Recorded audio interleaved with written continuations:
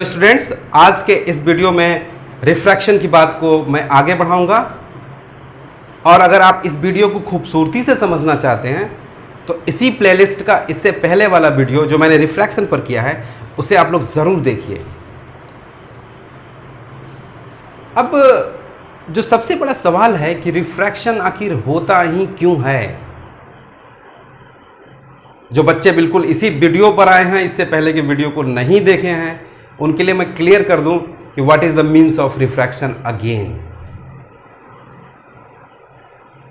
Light जब भी एक मीडियम से दूसरे मीडियम में एंटर करती है तो वो अपने ओरिजिनल पाथ से डेविएट हो जाती है, अपने ओरिजिनल पाथ पे बनी नहीं रहती। This incidence in physics is called refraction of light. जैसे कि लाइट, जैसे मान लीजिए यहां पर कोई एक मीडियम है M1 और ये कोई दूसरा मीडियम है M2। मीडियम मीन्स जिसमें लाइट ट्रेवल कर सके। Air is medium, water is medium, glass is medium. Light मान लीजिए रिफ्रैक्शन सरफेस पर अगर यहां इंसिडेंस हो रही है, यहां हम लोग नॉर्मल ड्रॉ करते हैं।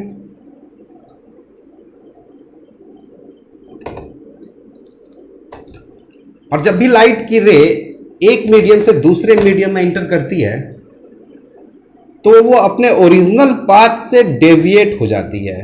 ये इसका ओरिजिनल पाथ है। लाइट की रे का रास्ता ये होना चाहिए था, बट सेकेंड मीडियम में वो अपने ओरिजिनल पाथ पे न रह के ओरिजिनल पाथ से थोड़ी डेविएट हो जाती है। इसका रास्ता ये होना चाहिए था, बट ये डेविएट हो गई। ये नॉर्मल की तरफ भी जा सकती है, नॉर्मल से दूर भी हट सकती है। वो डिपेंड करता है, और किस बात पर डिपेंड करता है मैं इसी वीडियो के आखिरी में आपको बताऊंगा। But this incidence is called refraction of light. अपने ओरिजिनल पाथ से हट जाना ही रिफ्रैक्शन ऑफ लाइट कहलाता है। अब मैटर ये है कि रिफ्रैक्शन क्यों हो रहा है। कोई भी लाइट की रे एक मीडियम से दूसरे मीडियम में जब जा रही है तो अपना पाथ क्यों छोड़ दे रही है। उसी पाथ पर चलने में क्या बुराई है। बुराई क्या है? तो इस बुराई को समझने के लिए यह वीडियो पूरा देखते रहिए कि उसी पाथ पर चलने में क्या बुराई है। और बुराई को समझने के लिए, यानी कि रिफ्रैक्शन का कारण समझने के लिए कि अपने ओरिजिनल पाथ से क्यों डेविएट हो जा रही है, कारण तो मैं लिख दे रहा हूं। कॉज एक ही है। रिफ्रैक्शन का एक ही कॉज है, and the cause is light travels with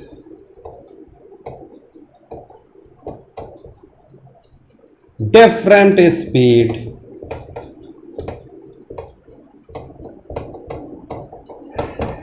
in different medium।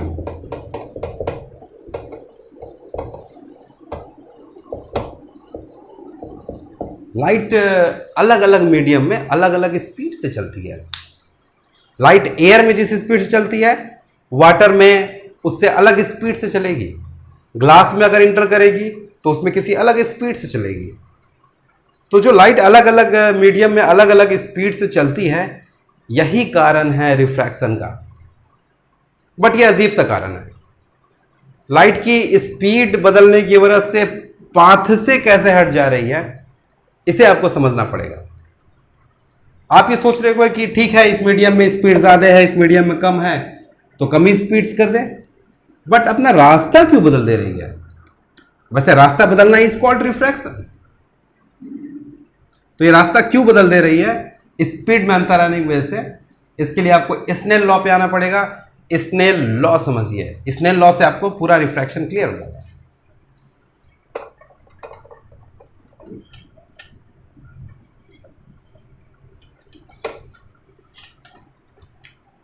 Snail law में बात कही गई थी कि एंगल ऑफ इंसिडेंस और एंगल ऑफ रिफ्रैक्शन, इंसिडेंस रे और नॉर्मल के बीच में जो ये एंगल बनता है उसको एंगल ऑफ इंसिडेंस कहते हैं, और रिफ्रैक्टेड रे और नॉर्मल के बीच में जो ये एंगल बन रहा है उसको एंगल ऑफ रिफ्रैक्शन कहते हैं। और स्नेल लॉ में एक रिलेशन दिया गया था कि एंगल ऑफ इंसिडेंस का sine by angle of refraction का साइन, ये रेशियो आप जब भी चेक करेंगे किसी गिवन पेयर ऑफ मीडियम के लिए, किसी गिवन पेयर ऑफ मीडियम के लिए ये रिलेशन जब भी चेक करेंगे तो ये रिलेशन एक कांस्टेंट आएगा, आपको कांस्टेंट नंबर ही मिलेगा। और उस कांस्टेंट को कहते क्या है? Sine I by sine R is equal to, उस कांस्टेंट को कहते हैं हम लोग n21। n21 से डिनोट करते हैं, बट उसको रीड करते हैं हम लोग refractive index of second medium with respect to first medium, and this is also named as relative refractive index. This one is relative refractive index. अगर आपने इस रिलेटिव रिफ्रैक्टिव इंडेक्स की कहानी समझ ली तो आपको रिफ्रैक्शन का कॉज क्लियर हो जाएगा। तो आइए n21 की कहानी समझिए। वैसे n21 को जो हम लोग कहते हैं रिलेटिव रिफ्रैक्टिव इंडेक्स,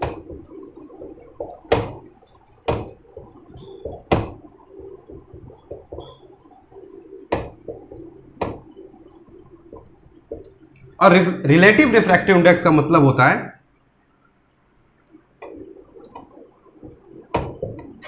जैसे n21 हमने लिखा है, इसका मतलब ये होता है कि refractive index of second medium with respect to first, and this is equal to refractive index of second medium by refractive index of first medium. Tension बिल्कुल मत लेना मेरे 10th के प्यारे बच्चों, समझने की कोशिश करना। n21 means n2 upon n1, और n2 अपॉन n1 का मतलब होता है या रिलेटिव रिफ्रैक्टिव इंडेक्स का मतलब होता है, या फिर refractive index of second medium with respect to first का मतलब होता है। All are the same thing. कि सेकेंड मीडियम का रिफ्रैक्टिव इंडेक्स फर्स्ट मीडियम के रेस्पेक्ट में कै गुना बड़ा है। दूसरे मीडियम का रिफ्रैक्टिव इंडेक्स इज n2, पहले मीडियम का refractive index is n1, but refractive index of the second medium is how much more than refractive index of the first medium. This ratio is called n21, or the another name of this n21 is relative refractive index. सरल भाषा में जब किसी एक medium का refractive index किसी दूसरे medium के रेस्पेक्ट में देखते हैं, then this is called relative refractive index. और सरल भाषा में अगर किसी मीडियम का रिफ्रैक्टिव इंडेक्स किसी दूसरे मीडियम के कंपैरिजन में 3 गुना अगर बड़ा है तो आप ये कह सकते हो relative refractive index of second medium with respect to first medium is 3। जैसे मान लीजिए कि एयर का रिफ्रैक्टिव इंडेक्स 1 है, मान लीजिए कि एयर का रिफ्रैक्टिव इंडेक्स 1 है और वाटर का 3 है। मान लीजिए, ऐसा है नहीं, मान लीजिए एयर का हमने 1 कहा, वाटर का 3 कहा, तो वाटर का relative refractive index with respect to air 3 होगा।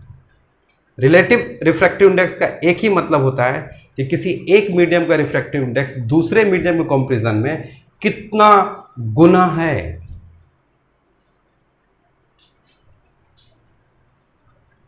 तो चलिए n21 का मतलब हो गया n2 अपॉन n1। इससे पहले आप n2 का मतलब सेकेंड मीडियम का रिफ्रैक्टिव इंडेक्स और n1 का मतलब फर्स्ट मीडियम का रिफ्रैक्टिव इंडेक्स। अब मैटर यह है कि फर्स्ट मीडियम कौन सा है और सेकेंड मीडियम कौन सा है। जिसमें इंसिडेंस लाइट की रे है that medium is first medium,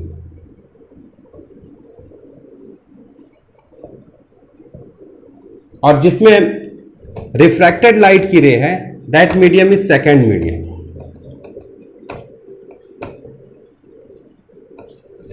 अब मान लीजिए कि पहले मीडियम में लाइट की स्पीड v1 है, पहले मीडियम में लाइट की स्पीड v1 और दूसरे मीडियम में लाइट की स्पीड v2।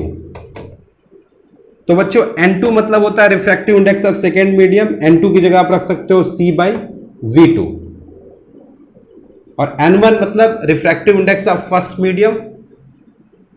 तो फर्स्ट मीडियम का रिफ्रैक्टिव इंडेक्स आप लिख सकते हो C/V1, where C is the speed of light. C से C कैंसिल कर दीजिए, आपको यह मिल जाएगा V1/V2। तो N21 की वैल्यू हमने निकाली V1/V2, और N21 की जो वैल्यू हमने V1/V2 निकाली उसी में खेल है, उस खेल को आपको समझना है। वीडियो पॉज करके आप चाहो तो इतना उतार लो।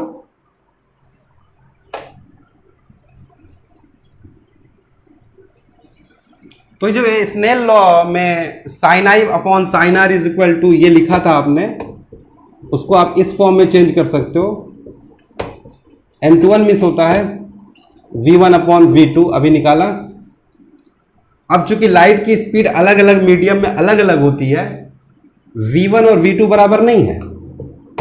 V1 और V2 बराबर नहीं है, इसका मतलब कि sin I और sin R बराबर नहीं होगा। sin I बराबर नहीं होगा sin R के। समझने की कोशिश करिए, लाइट की स्पीड अलग अलग मीडियम में अलग अलग होती है, यानी V1 and V2 are not equal to each other. और V1 V2 बराबर नहीं है, दैट मीन्स कि sin I और sin R भी बराबर नहीं होंगे। और sin I sin R बराबर नहीं है, दैट मीन्स I बराबर नहीं है R के, और I बराबर नहीं है R के, इसका मतलब कि रिफ्रैक्शन हो गया। सोच के देखो, अगर I और R बराबर होता तो क्या रिफ्रैक्शन होता? लाइट की रे क्या अपने पाथ से डेविएट होती? नहीं डेविएट होती। तो I और R बराबर क्यों नहीं मिल रहा है?